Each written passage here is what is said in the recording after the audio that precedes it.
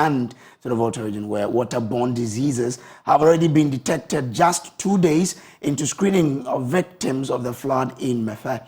Now, this came up during a special screening exercise by the Ghana Medical Association and the Ghana Registered Nurses and Midwives Association in a bid to prevent potential health crisis across the 8 inundated districts. Their focus is on an estimated 26,000 flood victims. My colleague Carlos Caloni is on site and he's been engaging with some flood victims and medical personnel. The Midwives Association, together with the Ghana Medical Association, have teamed up here to provide medical relief to affected flood victims here in Mepe, in the North Tong district of the Volta region. And as you can see, screening is ongoing here, treatment is ongoing. There are a number of residents here who are actually receiving medical attention from the Ghana Medical Association in conjunction with the Ghana Registered Nurses and Midwives Association. And so we want to speak to a few of them to understand their story, to see why they are here and what kind of medical attention they are receiving as part of the arrangement to bring relief to flood victims here in the North Tong district of the Volta region. Nukata na la fia. Mava atikarope. Ale no jo sie do mi fon to bu mi ola mo katagba le mi eve eta o va bina na mi atika be mi akponse. Ta e mi va fiade leke ganya do o mi nam free lo alo leke nya do doa. Badakula tike na mi free. I'm like for her more. So I was just asking her why she's here, and she's been saying that due to the stress they went through with the flood situation, most of them have issues with their health, and so they are here to actually get some medical attention. And I asked her earlier whether they are paying for these services, and to her she said no, these services are being provided free of charge here at one of the centers, PPAG center here in Mepe. And so ta odo pohwa Badakuye udongpo. Ta atikamaho. Ta obanuka la fudem na via. Badaku BP la fudanu. Afi nyala makatala nyeva. Ta fifia wana atike. Wana matike. Ke at the government hospital ha yi no ajofia. Onyema yiyo. Wo national health insurance ela shi wa lo abu. Kula sinye. Ela sinye tanyeli. Okay. Okay, so she's been telling us that she still has a national health insurance and she's just waiting for her medication because she's been diagnosed of high blood pressure. There are a few others here that we'll try to speak to understand what is really wrong with them. Madam, ta oha kayena bafia. Enya fifira ekumava senya mava atikawa ho. Okay. So she's not here for medical attention, but there are a few others that are here. Mama, miyak baba uha lagban le viare dashi. Nkejo. Ameva tike ho. If you try baranu kwa tike nu harako. Ta nukai oba fudem na ofia. Baby. After you stroke elem fudun kameva. Okay. So she says she's been also diagnosed of high blood pressure and she has been given some medication and she's just waiting in the queue to be served with that particular medication. Okay. So she's actually confirming that the service being delivered here by the Ghana Medical Association as well as the Ghana Registered Nurses Association is totally free of charge. So I have this lady here to also talk to us. Give us your name. Okay, so why are you also here? BP. So has it gone now because of the flood situation? What happened to your house? Tell us. Oh, your house here na nakama. Okay, so that's the story of Vicencio. And as you can see, there are a number of people here who are actually receiving medical attention. I have this gentleman here to also share his story with us. And you appear to be happy. I mean, you don't have any medical situation. What's your name? Tell us why you're here. My name is Adika Achu. I'm calling from Volta region. But because of the rain season. That's why we are here now. But we have so many diseases in the water, so we came here to test ourselves, to see doctor to explain something to us. That's why we are here. Okay, so when you come, I mean, now that you're here, are you paying for these services? No payment. Have you They say it's free. Okay. So it's general. So I see you holding a piece of paper. What is it? What are they telling you? But now, before I will go and see the doctor, then you explain the medical challenge that you have. Yeah. Okay, so that's your name again? My name is Adika. So let's take you live to the place now where Carlos Coloni has been touring some communities the whole of today. Carlos, you've been in that area for some time now. What more can you tell us?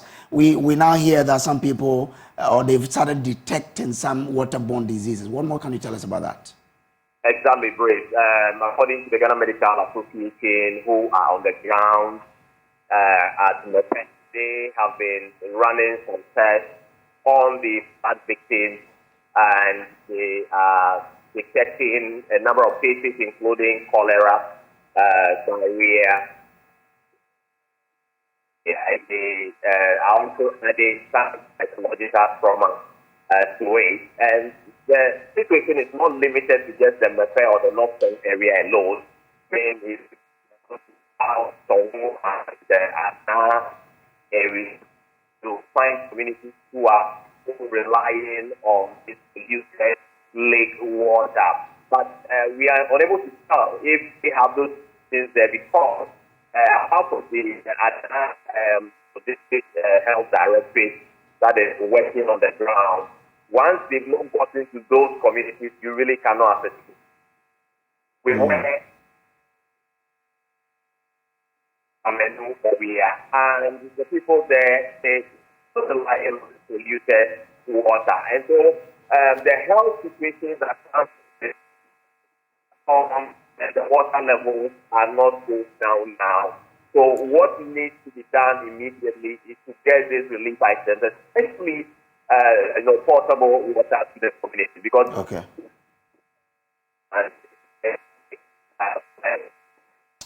What more has been happening in the area today? I think that. I wanted to understand from you what more has been happening in the area the whole of today. All right, so yesterday, based on donations, former President John Dramani Mahama donated some items about 11 constituencies in the Volta, that's 10 in the Volta region and 1 in the Eastern region. The Speaker of Parliament also made some donations. Zip lines donations, were made at the Zapope, which is the of the South Song.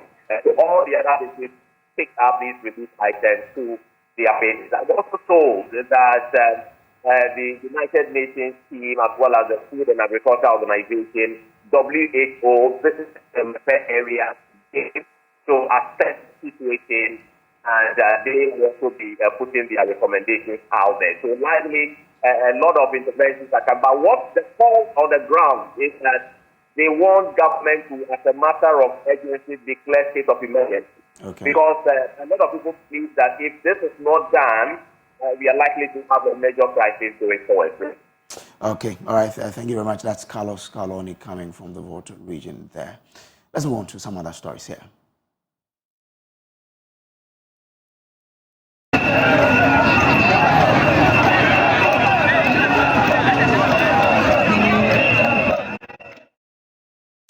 Now, those are angry residents of Kaswa and its environs protesting the poor nature of portions of the Malam Kaswa highway. The once glorious stretch is now a death trap riddled with gaping potholes. Motorists say they can no longer bear sitting in traffic for hours and fixing their vehicles every month. They want the government to act We will engage Member of Parliament for Botiano, English, Amanfro shortly. First, let's bring back a report filed by my colleague Faustina Safo, which highlights the poor nature of the road. A few meters from the Kaswa toll booth is a stagnant pool of water, more like a naturally created government's flagship project. One district, one dam. The problem, however, is that the irrigation potential of this particular dam, created by cascading rainwater and mudslides, is not being tapped, as it sits right in the middle of the road. Drivers navigating this stretch must drive with caution, mindful of the peril that awaits them if they speed up.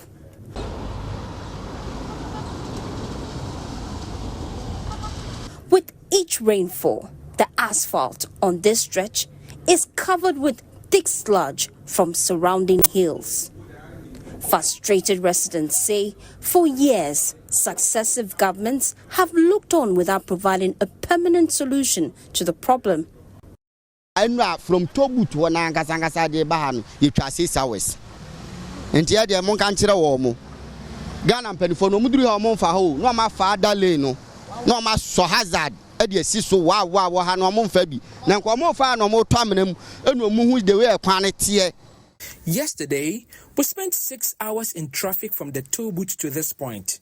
Our leaders don't use this stretch each time it rains. They rather put on their sirens and use the other lane. If they were compelled to use this stretch to have a feel of how we spend so much money fixing our tires, probably they would ensure that this issue is addressed.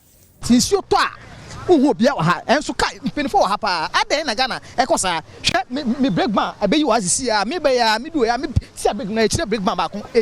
Top government officials own houses around this place, but they keep mute and watch us suffer. Just now, my brake band came off. I have to buy a new one. Ghana, in penny for survey, and then who the Omoya Mayan.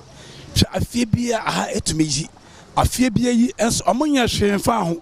As a man for the Nipa. I honestly don't see what the government is doing to help us as citizens. Every year during the rainy season, this is what we endure. Thankfully, Member of Parliament for the Botiano, English, Amanfro, Sylvester Tete joins us for more on this.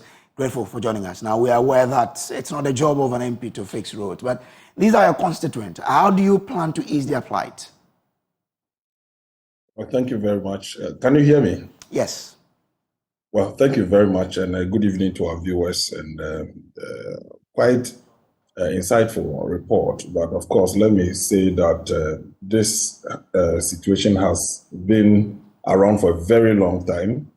As a member of parliament, almost 3 years in office, I'm pretty much aware of this situation, and I've worked tirelessly to ensure that government attention is brought to this particular road to ensure that we have a permanent solution to the problem we have there. Many people are attributing the situation to just the toll booth area and, of course, Atala area of the road. But it is not. I brought the road minister to the particular section of the road. For more than 4 hours, we had toured the entire constituency and the source from which the silt comes into the road.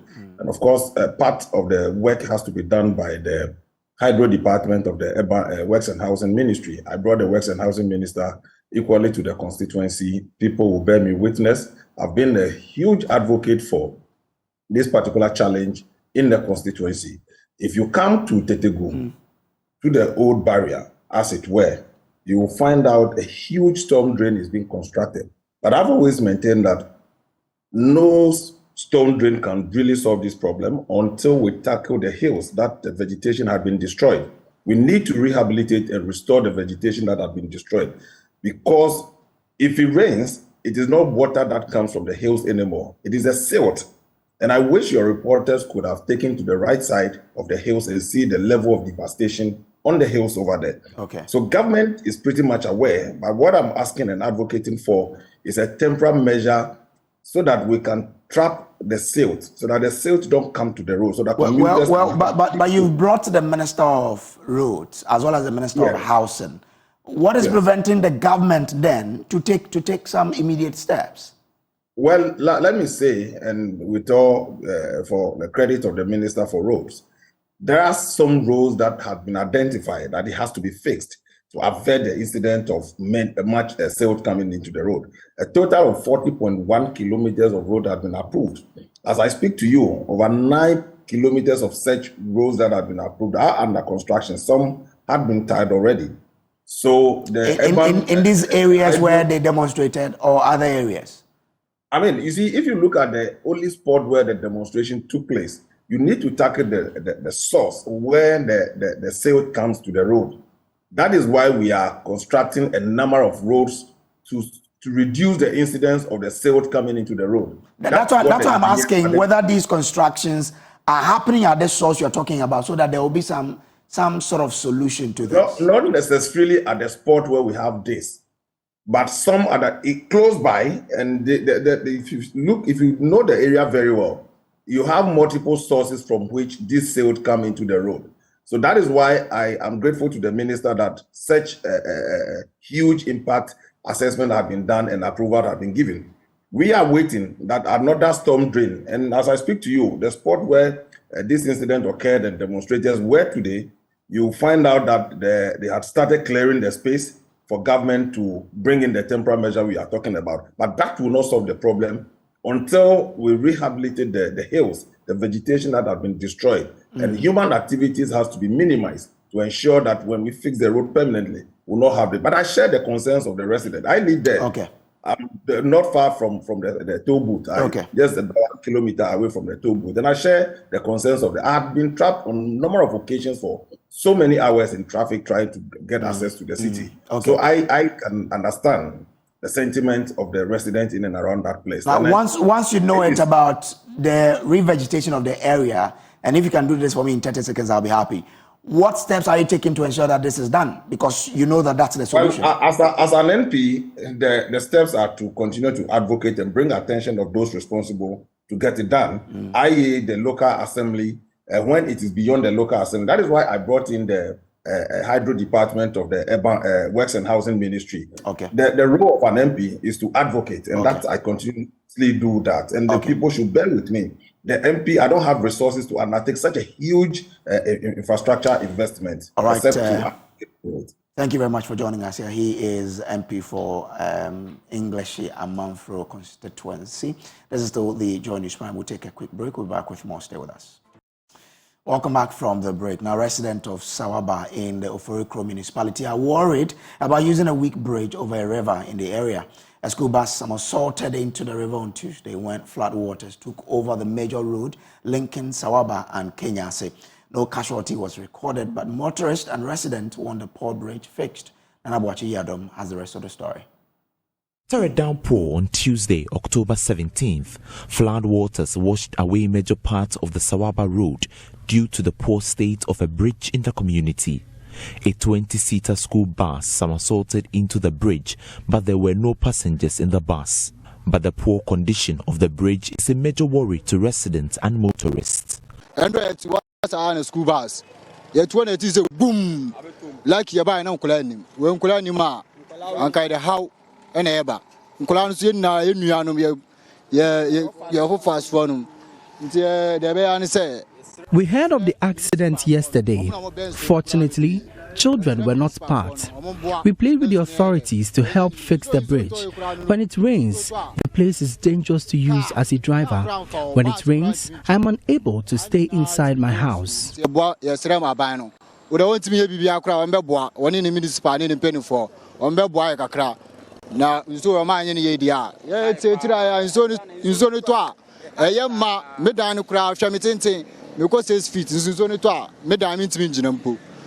Some motorists plying the road shared their frustration.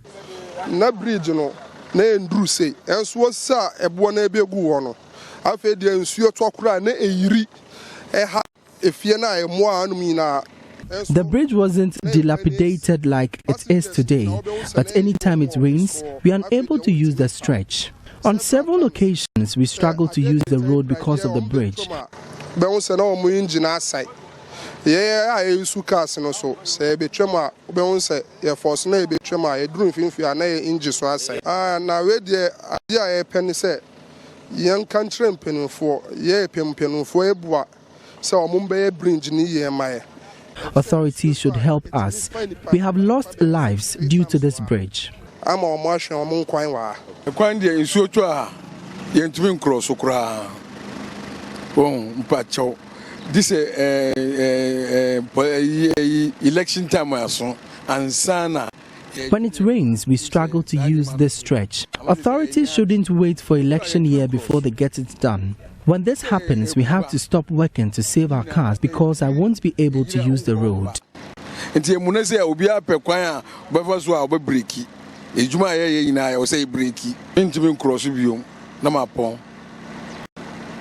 This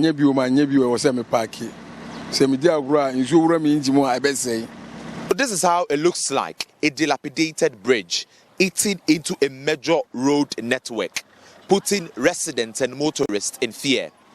They say danger awaits them up until government heeds to their concern. For Joy News, my name is Nana Boache Dankwa Yadom, Kumase. Now, the Sokoban Road in the Ashanti region has become a death trap, recording major and minor accidents daily. Road users and inhabitants of Sokoban are currently increasingly agitated over the deteriorating state of the road, despite assurances from local authorities to fix it. There is more in the following report. The Sokoban Ampayo stretch of the main threaded Urban Road is less than 1 kilometer, but motorists spend 30 to 45 minutes to ply due to the deplorable state. There is an outcry by residents and motorists over the neglect, leading to loss of lives and injuries to accidents. At least 5 lives have been lost in the past 6 months. A concerned motorist, Sam Ahenkra, shared an experience with Love FM. I use that route every morning and evening. So coming back onto the road, just around the place, I saw this woman hawking plantain chips. You know, David, not through no fault of theirs, also trying to leave the road and almost run, if another car almost ran into her. So I was my car quietly and I said, Jesus Christ, it was yet to me a very situation we are now. You see, we have created a haven for people to also become commercial, use this as a commercial place. But that is not the situation. David, the third thing that drove me again is this, which I didn't want to add, but let me bring it in. Emotional as it may, but please, viewers and listeners should bear with me. I picked my daughter from school and we're going home. Just around Sokoban, where we entered the road, there was this woman who wanted to come ahead of me. You know, just when you're entering Sokoban, the road becomes about 4 lanes. It becomes about 4 lanes. Yeah. So just when we were entering, I realized that no, this woman wanted to enter the road. A woman, a pregnant woman. And she was trying to veer her way into, so I stopped to let her have access.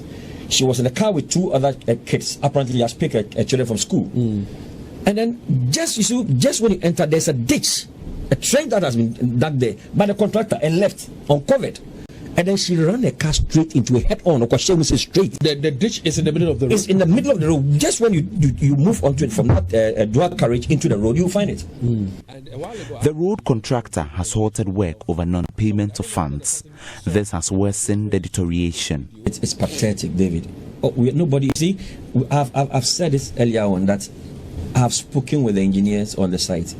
And all they are saying is that they've done series of works and they haven't been paid.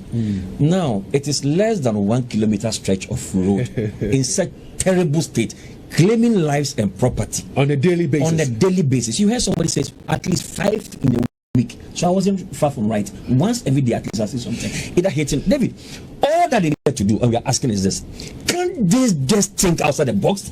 And bring whatever those things they use to clean doing the galamsey on excavator. Doing excavators there. A grader to just come and level the place and make it a bit motorable for commuters and residents of the area. Sokoban is an industrial enclave, and the road links to several communities in the region. The Urban Roads Department says the stretch will be fixed by the end of the year. For Joy News, Nana Boache Dankwa Yadom, Kumasi. Of the Republic of Ghana, leadership Gertrude Tokonu has charged the new lawyers called to the Ghana Bar to forcefully protect and guard their integrity and reputation with all their might. The head of the judiciary in Ghana says the most valuable asset of any lawyer is his or her reputation and hence must be safeguarded. Speaking at the 60th roll call to the bar ceremony for 1,097 new lawyers, Her Ladyship Gertrude Tokonu said the new barristers can only build a lasting legacy in the legal fraternity if their personal reputations remain intact. Clad in their gowns and wigs, beaming with smiles, it was a day of joy for 1,097 new lawyers who were called to the bar by the General Legal Council. After going through the rigorous legal training, they can officially associate themselves with the profession they have dreamt of. Despite the joy and merrymaking, the Chief Justice of the Republic, Her Ladyship Justice Gertrude Tokunu, admonished them to protect their personal reputation fiercely. You will always need to remember that the lawyer's personal reputation is their most valuable asset. Whether you are aware of it or not, your reputation from the very first day you step out in this robe and accompanying accoutrements will be built on a foundation of trust, honesty, and adherence to ethical standards, and not just learning. Former Deputy Attorney General Dr. Dominic Ayine was elated with the number of lawyers called to the bar. He says it will improve access to legal services. I think that the numbers this year are very encouraging. And if you have followed my career as a lawyer and as a politician, I have always been for the fact that we need more lawyers in the system. The market for legal services is very large. There are government departments, including, for instance, the district assemblies, that do not have lawyers that, provide legal services to them. And that could actually, help them to steer the course of compliance with their statutes and with their regulations. Two of multimedia staff who were part of the lawyers called to the bar today, Joy SMS's co-host, Mama V. Owusu-Abuaje, and Adom FM's producer, Listowell Fojo, both shared how their new profession will help in their work. This was something that I wanted to do from the very beginning. I wanted to pursue law, but that didn't happen. I had to go into journalism, and here I am today, back with the law. So this is just going to be part of what I do. I'm going to be doing journalism and also be practicing the law at the same time. The law is sort of like the basis for everything from where I sit. If you have a good appreciation of the law, it enhances your work. And I think it would reflect in how I scrutinize documents, how I analyze, how I ask questions, that sort of thing. I think this new path is going to shape me, guide me to navigate well in this profession. It will guide me the way I do my things. It will guide me the way I organize my production. It will also guide me how to inspire even our presenters. Other new lawyers also shared how they were inspired to take the legal path despite their earlier different paths. It's been a very long journey. I started out reading biochemistry, worked for a bit, and then I decided that I wanted to do law because I like the versatility that law gives you and the freedom to do certain things. It was tough. And to put it very simply, it was tough because there were times when you had to do so much. There's so much to read, and unlike the regular schooling where we have semesters, it's just like one entire year, and you have to learn things for the entire year, then go and write the exam. So it was pretty tough, but thankfully we made it. It wasn't easy at all. It was very, very difficult. Trust me, it's not easy. I was really teary inside when they started singing "This is the Day the Lord Has Made," because it's been a journey. I graduated from the University of Ghana, actually, doing business administration, and I decided that no, I need to do something else to push myself further, and I decided to study law. And trust me, it's really pushed me to the highest pedestal because I didn't really expect that this could happen. I failed so many times, but I got back up really strong. The 1,097 called to the Ghana bar represent an increase of over 26% of the number called last year. So let's talk about Outlook, because the latest episode of Outlook will be showing tomorrow, and I'm going to give our viewers a teaser of what to expect tomorrow. You are to expect Kewa and Akwabwa. They've got something for you. Watch. It's extremely difficult. I would say it's just like a tree. That's the root of it all. The whole music thing, the songwriting part, the message, the lyrics is the root of the whole music. Yeah. You get it? So one is extremely difficult. Okay. Yes, and then sometimes when you take them for granted, I sit back and it hurts. It hurts. Yeah. Why? Because once I was talking to my dad, I was asking him how song could be evergreen and stuff. And the message was very simple. You make sure your lyrics is always on point. I spoke to Amachi today on the same issue case, and then he also said the exact thing. Your lyrics have to be. Yeah, it has to be on point. Yeah, it has to make sense. We are in Ghana. We are crying. We don't have money. Because our focus is only, one year doctor, be a lawyer. Yeah. 1 year lawyer. So a pilot. Be a pilot. When you ask a little child right now, what do you want to become? I say, I want to become a musician like Kiddy. When Dear Grass loves a bit, Right, so that's the teaser, and okay. of course the full episode is tomorrow at 9 p.m. only on the JoyNews channel. So you should look out for that. All right, that's from the pretty looking Carrie and Yale. And that's how we wrap up the bulletin for today. There's more news on myjoyonline.com. Up next is Prime Business with another pretty face, Emma Davis. Well, it's a weekend. Enjoy yourself, but remember to be good and enjoy listening or watching the JoyNews channel. Have a good weekend.